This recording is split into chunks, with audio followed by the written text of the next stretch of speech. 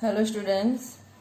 So in our chapter number 8 gravitation, our next topic is acceleration due to gravity of the earth.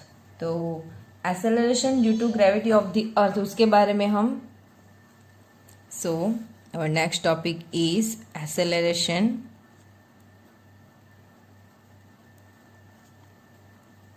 due to gravity of the earth. This is IMP for 3 marks. Okay, so अच्छे से ध्यान देना. Acceleration due to gravity of the earth. वैसे gravity तो हमें पता ही है. क्यों? If we throw any object up, down, left, right, कहीं पे भी आप थ्रो करो तो वो आएगा कहाँ पे? तो नीचे ही आएगा, मतलब सरफेस ऑफ अर्थ पे ही आएगा. Why? Because of gravity, right. But किसी को पता है the value of this gravity is? तो सब बोलेंगे gravity g is equal how much? 9.8 metre पर सेकेंड स्क्वायर. ये तो पता है, बट किसी को ये पता है कि इसका इक्वेशन क्या है? ये कैसे आया 9.8 मीटर पर सेकेंड स्क्वायर? तो वो आज हम इस थियोरी में सीखेंगे, उसका इक्वेशन क्या है. तो लास्ट थियरी में हमने कैपिटल जी ग्रेविटेशनल कांस्टेंट की जो इक्वेशन है वो कैसे मिला, उसकी वैल्यू कैसे मिली. तो कैवेंडिश के प्रैक्टिकल के हिसाब से हमने उसका इक्वेशन डिराइव किया.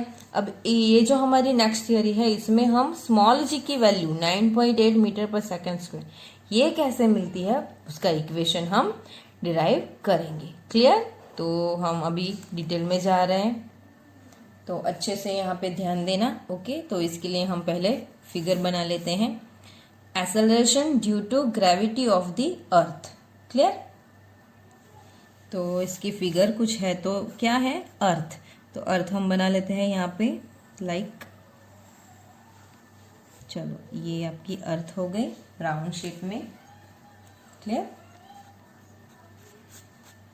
Now suppose Earth is made by concentric cell. Earth is made by concentric cell. Earth is made by some number of concentric cell. Concentric cell means जिसका सेंटर एक ही हो. Okay, like here. तो ये एक cell हो गया circular scale और ये उसका दूसरा. Okay, now here is the center of earth. Here is the, we can call like small sphere cell of small sphere or cell of big sphere or larger spheres. okay, तो आप उसके हिसाब से बोल सकते हो, उसी के हिसाब से आप थियरी में सेंटेंस के हिसाब से भी लिख सकते हो. क्लियर? नाउ अभी इतना हमने यहाँ पे सीखा है कि earth is made up with concentric shell. Okay, तो वो हम लिख लेते हैं यहाँ पे. Consider the earth to be made up with concentric shell. Now suppose here is the small shell of small sphere whose mass is mr.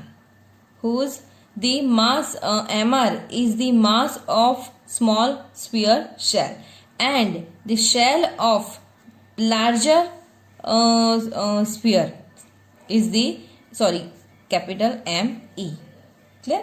Here is the mass of small sphere shell is capital MR and mass of the larger shell sphere is ME. Okay. Now the radius of the small sphere is small r and the radius of the larger shell of larger sphere is RE. Okay, अगर आपको दिख नहीं रहा तो हम नीचे लिख लेते हैं यहाँ पे RE. ओके, सो अब हमने दो क्वांटिटी यहाँ पे टेक की है, रेडियस और मास, तो उसको हम यहाँ पे लिख लेंगे. So suppose suppose the mass and the radius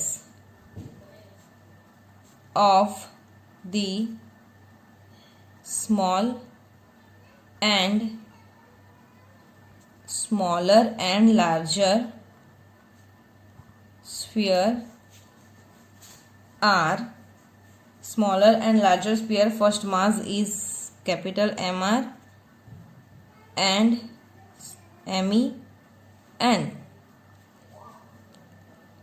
R and RE respectively. Okay, respectively. साथ में ही हमने ले लिया है मास और radius. Okay, so first take consider the earth to be made up with concentric cells.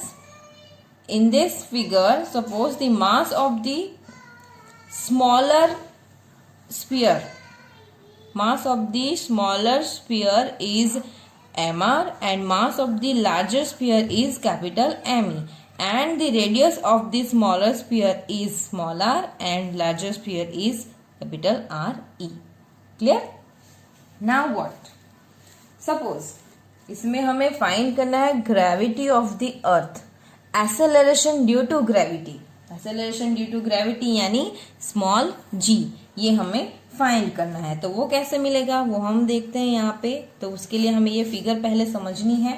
तो यहाँ पे देखो, now suppose one point mass is kept on the surface of small sphere at point P.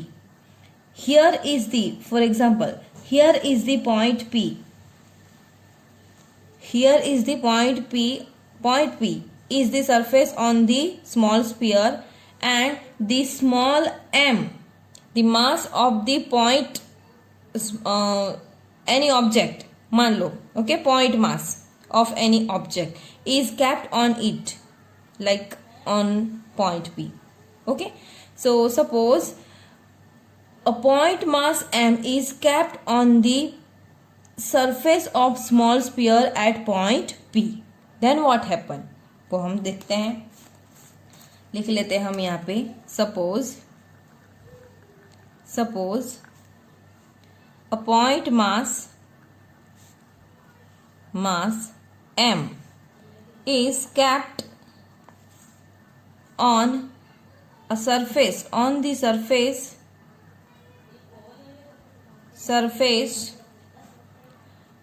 of the smaller sphere at point P. Then what happen? तो यहाँ पे question होना चाहिए. यहाँ पे ये ME mass of outer sphere, outer shell and capital MR is the innerly जो shell है वो है. ओके, या फिर स्मॉलर स्फीयर और ये लार्जर स्फीयर है. ओके, तो यहाँ पे हमने जो पॉइंट टेक किया है, ओके, पॉइंट मास जो टेक किया है m, वो यहाँ पे है. Okay, on the surface of smaller sphere. Then what happen? तो एक क्वेश्चन यहाँ पे बनता है कि ये जो स्मॉलर मास है, पॉइंट मास है, उस पे कौन से मास की वजह से या फिर कौन से पार्टिकल की वजह से या फिर कौन सी सेल की वजह से उस पे फोर्स लगेगा, ग्रेविटेशनल फोर्स. और ग्रेविटेशनल फोर्स तो लगेगा ही. क्यों? क्योंकि देयर आर कितने ऑब्जेक्ट हो गए, अगर दो ऑब्जेक्ट हो गए तो ये दोनों एक दूसरे पे फोर्स लगाएंगे, ग्रेविटेशनल फोर्स. तो वो हम यहाँ पे देखेंगे. लेकिन क्वेश्चन ये है कि ये जो आपने पॉइंट मास टेक किया है यहाँ पे m मास का, तो उस पे MR और ME, यहाँ पे दो मास की सेल है आपके पास. तो ये दोनों मास में से कौन सी सेल आपको ये पॉइंट मास में इफेक्ट करेगी, ग्रेविटेशनल फोर्स लगाएगी? सोचो कैसे मिलेगा हमें, कौन इफेक्ट करेगा उस पे? तो क्या होगा यहाँ पे देखो, the mass m is kept under the surface of ME, under the surface of larger shell, but the mass m, point mass m is kept on the surface of MR. ये ME जो है, ये बड़ी वाली जो surface है, ये larger जो सेल है उसके अंदर है पॉइंट मास, तो वो अंदर है इसलिए ये आउटर सरफेस उस पर इफेक्ट नहीं करेगी। तो कौन करेगा, ये स्मॉलर स्फीयर जो है उसका जो मास है वो ये पॉइंट मास पे इफेक्ट करेगा। तो इसका मास यानी कि ये एक ऑब्जेक्ट हो गया और ये ऑलरेडी उस पे कैप्ट है, तो ये ऑब्जेक्ट हो गया। अब इन दोनों के बीच में क्या लगेगा, ग्रेविटेशनल फोर्स लगेगा। बट किसकी वजह से, तो the gravitational force is act on the small m point mass due to the mass of smaller sphere. तो इसका जो मास है स्मॉलर स्फीयर का, वो ये पॉइंट मास जो हमने टेक किया है उस पे ग्रेविटेशनल फोर्स लगाएगा। सो पूरी फिगर समझ में आई। वापस हम रिपीट कर लेते हैं यहाँ पे। तो अर्थ जो है वो कॉन्सेंट्रिक शेल की बनी है, 1 और 2 हमने टेक किया है। नाउ सेंटर से स्मॉल स्फीयर जो है बना उसकी रेडियस r हमने टेक की है, और जो बिग स्फीयर बना है उसकी कैपिटल RE रेडियस टेक की है। ओके, नाउ व्हाट हैपन, इसका मास हमने डिसाइड कर लिया है दोनों का, और एक पॉइंट मास जो है, the point mass is kept on the surface of small sphere at point P, वो हमने टेक कर लिया है। क्लियर। अभी क्या है, तो इसका मास जो है स्मॉल स्फीयर का मास और ये मास, तो दो मास के ऑब्जेक्ट हो गए यहाँ पे, और दोनों ऑब्जेक्ट एक दूसरे पे क्या लगाएंगे, तो फोर्स लगाएगा। लेकिन हम जो यहाँ पे ज्यादा मास है यहाँ पे, ओके, ये बड़ा स्फीयर है, ये इसके कंपेयर में ये बड़ा ऑब्जेक्ट हो गया स्मॉल m पॉइंट मास के कंपेयर में, तो इसका जो मास है उसकी वजह से उस पर ग्रेविटेशनल फोर्स लगेगा। तो वो फोर्स कितना है अब हम इक्वेशन फॉर्म में लिखेंगे यहाँ पे। तो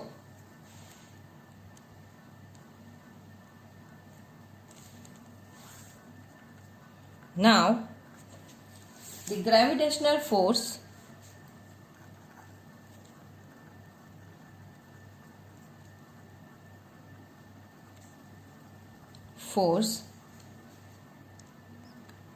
on the point mass m due to the smaller sphere is F is equal, क्या होगा, due to this mass of smaller sphere हम लिख सकते हैं, due to the mass of smaller sphere is F is equal, so what is the formula of gravitational force, F is equal G M, इसका ये M आ गया, और ये smaller जो स्फीयर है आपका ये, तो इसका मास क्या है, capital MR into MR by what is the distance, the radius of this between two this spheres is 100 के हिसाब से लिया तो R², स्मॉल r है। Equation number 1 clear. एकदम इजी फिगर है, इजी फिगर पे सही आपको ये सब लिखना है और उसके बाद हम इक्वेशन ही डिराइव करेंगे। चलो, फोर्स का इक्वेशन मिल गया। नाउ व्हाट, तो हियर इज द अर्थ, तो अर्थ के पास जो डेंसिटी है वो हम इक्वल कंसिडर करेंगे। Clear. So suppose the density of the earth is equal for each shell. Okay, suppose क्या याद रखना है, ये फोर्स तो आपको फाइंड ही करना है, बस ये एक्स्ट्रा इसमें सेंटेंस है डेंसिटी वाला, वही आपको थ्योरी में याद रखना है। Clear. Suppose the earth has a uniform density,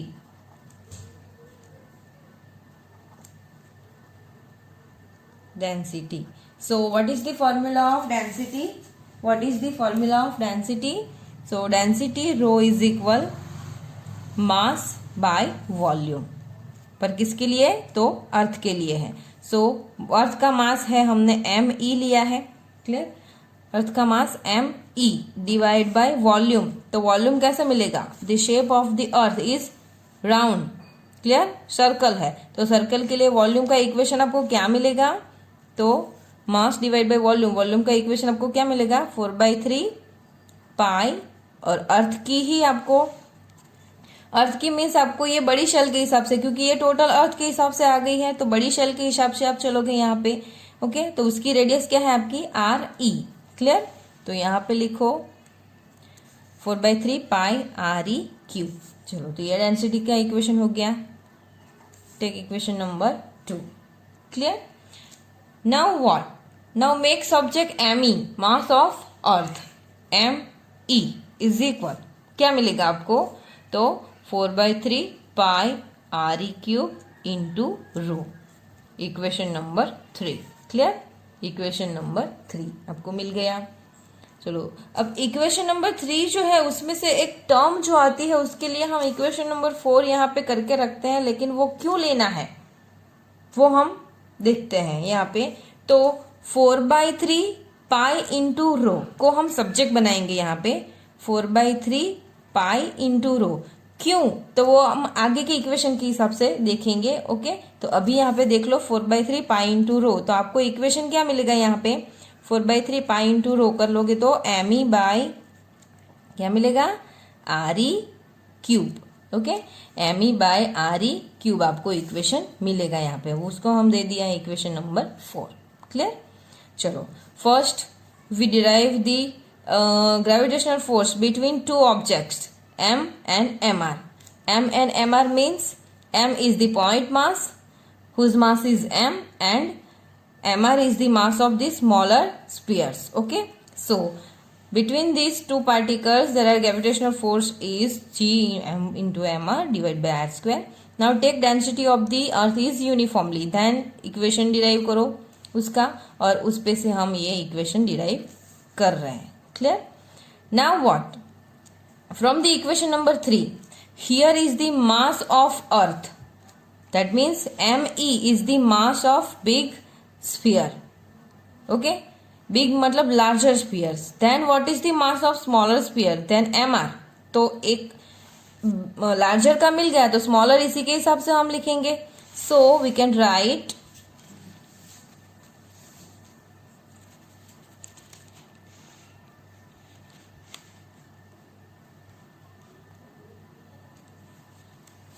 so for smaller sphere, so for smaller sphere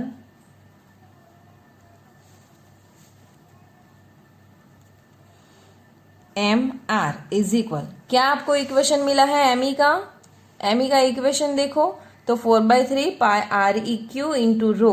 okay, तो एम आर क्या मिलेगा आपको, 4/3 pi into small R cube into R मिलेगा आपको equation as it is. Okay, तो वो हम लिखेंगे अभी यहाँ पे। तो एम आर इज इक्वल क्या होगा, 4/3 pi into R cube into rho. Equation number दे दो 5।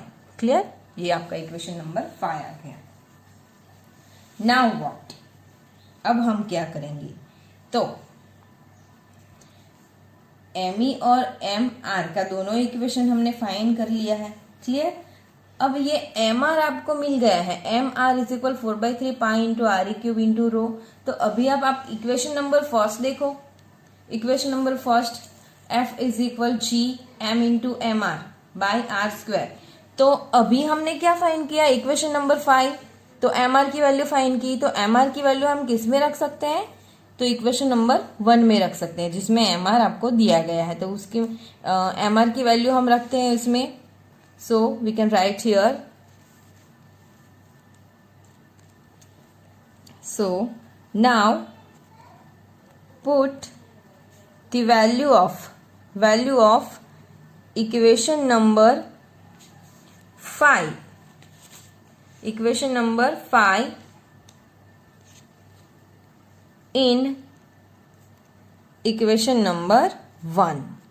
So equation number 1 is f is equal g, आपको पता ही है m into M R by R square, तो उसके हिसाब से g m कॉन्स्टेंट रहेगा। एम आर की वैल्यू हम लिख लेते हैं 4/3 pi R cube into rho, और डिवाइड क्या है, तो आप इक्वेशन देखो आर स्क्वायर है तो हम यहाँ पे लिखेंगे divide by R square. Clear, अब R square R cube cancel, तो आपको एफ इज इक्वल क्या मिलेगा, जी एम इंटू 4/3 पाई, यहाँ पे एक r into rho. Equation number 6 आपको मिल गया। क्लियर? अभी हम इसे पार्ट कर लेते हैं। चलो इक्वेशन नंबर 6 मिल गया। तो अभी देखो इक्वेशन नंबर 6 जो है उसमें जो क्वांटिटी है वो हम देखते हैं यहाँ पे। तो G M 4/3 pi R into rho. अब आपको मैंने इक्वेशन 4 के बारे में बताया था कि इसको हम एक सब्जेक्ट बना के रखेंगे यहाँ पे।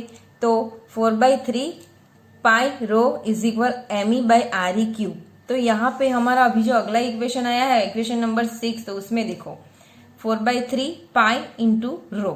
तो हम ये वैल्यू कॉमन करके निकाल सकते हैं और उसको यहाँ पे रख सकते हैं, right? So here right, so from the equation number here is 4, the value of 4/3 pi into rho is put in the equation number 6. so हम equation number 6 में वैल्यू रखेंगे। so from equation number 4 the f is equal, क्या मिलेगा आपको? तो g m। Now 4/3 pi into rho, ये और ये इसको हम इसकी जगह पे अब हम क्या रखेंगे? तो M E by R E cube. तो यहाँ पे रखो M E by R E cube और बाकी क्या रह गया? R. Then write here R. Equation number 7। चलो 7 मिल गया आपको। अभी क्या? तो यहाँ पे देखो G M into M E by R E cube into R. Now what? See the figure again. Here is the smaller sphere and the radius of the smaller sphere is smaller. If suppose but अभी तक जो हमने theory में जो सीखा है वो क्या है? The particle point mass is kept on the surface of smaller sphere at point P. But suppose this point mass is kept on the surface of larger surface of the earth. Okay, then what happen? तो क्या होता? ये जो radius है उसकी same हो जाती। यहाँ पे अगर for example this point mass is kept on here the surface of this larger sphere, then what happen? The radius and this radius both are same, then we can write r is equal r e. Okay, तो वो अब लिखते हैं यहाँ पे। now suppose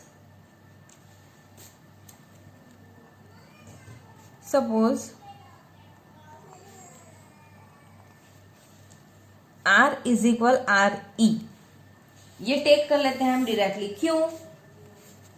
suppose लिख लेते हैं। चलो नाउ सपोज द पॉइंट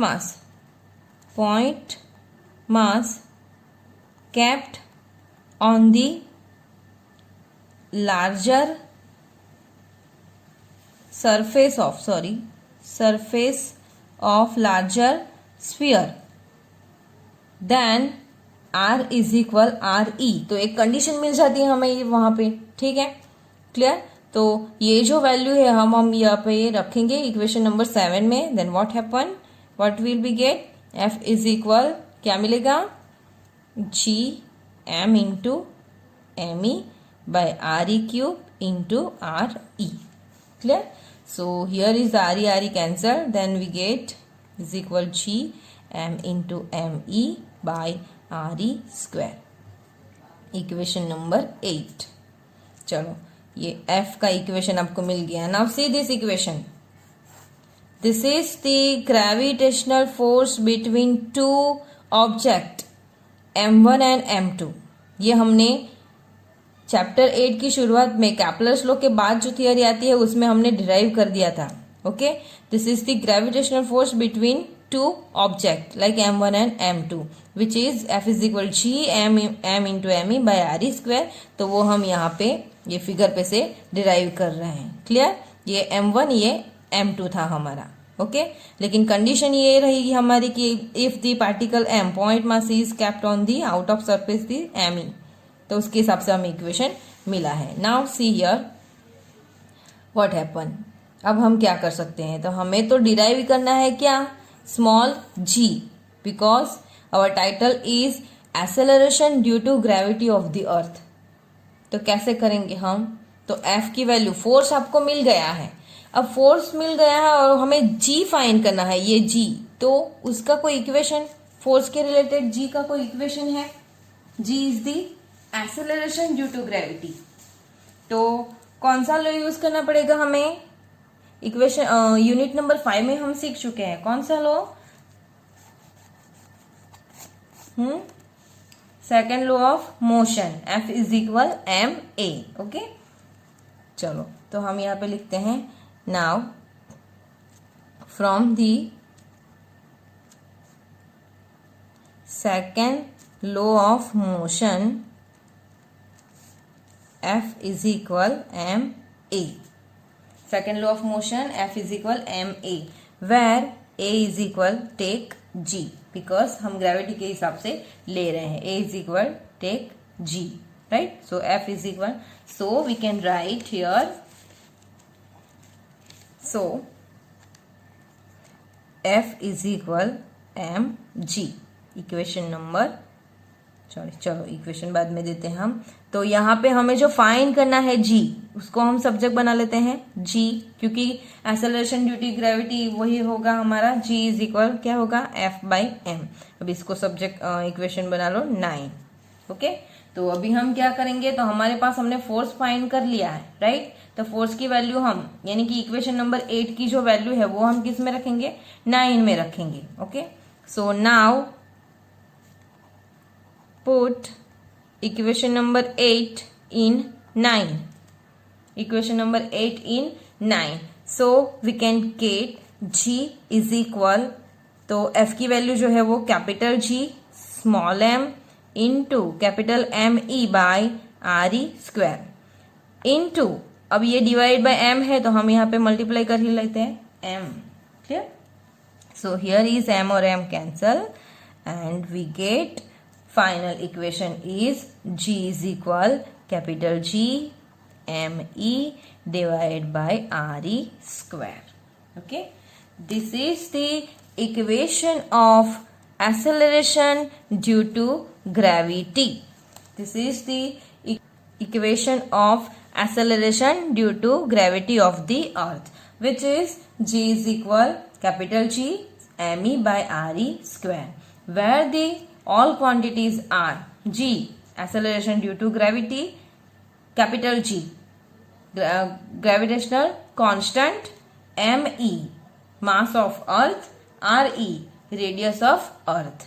और क्या किया, तो कैवेंडिश ने इन सारी जो क्वांटिटी है उसकी वैल्यू रख के जो वैल्यू फाइंड की है, तो वो लास्ट में आपको क्या मिलती है, जिसमें मास ऑफ अर्थ ये भी फिक्स है 6 इंटू 10 टू समथिंग है कुछ, और आर ई उसकी रेडियस भी फिक्स है 6400 किलोमीटर, ये उसकी फिक्स है, क्लियर?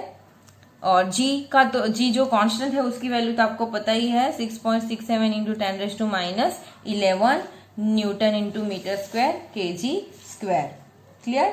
तो ये सारी जो वैल्यू है ये कैवेंडिश ने इस इक्वेशन में पुट की, रख दी, उसके बाद जो उसको फाइनल आंसर मिला तो वो is equal G is equal 9.8 metre पर second square, which is the gravity of the acceleration due to gravity of the earth. Okay, तो आपको ये जो थियरी अगर आए 3 मार्क्स में तो आपको यहाँ तक डिराइव करना है। मेन जो है वो आपको ये फिगर पे से ही समझना है, मेन जो है आपको ये फिगर पे से ही समझना है, और फिगर जो है एकदम इजी है, आप इजीली ड्रॉ कर सकते हो और इजीली याद रह जाए वैसी है। और जो यहाँ फिगर पे से जो एक्सप्लेनेशन है वो आप अपने वर्ड्स में लिख सकते हो, क्लियर? और उसके बाद एक इक्वेशन मिल गया, फिर डेंसिटी को याद रखो तो आप डायरेक्टली ये पूरा इक्वेशन जो है वो सॉल्व कर सकते हो, क्लियर? सो अच्छे से पढ़ो, अंडरस्टैंड करो और प्रैक्टिस करो। Thank you.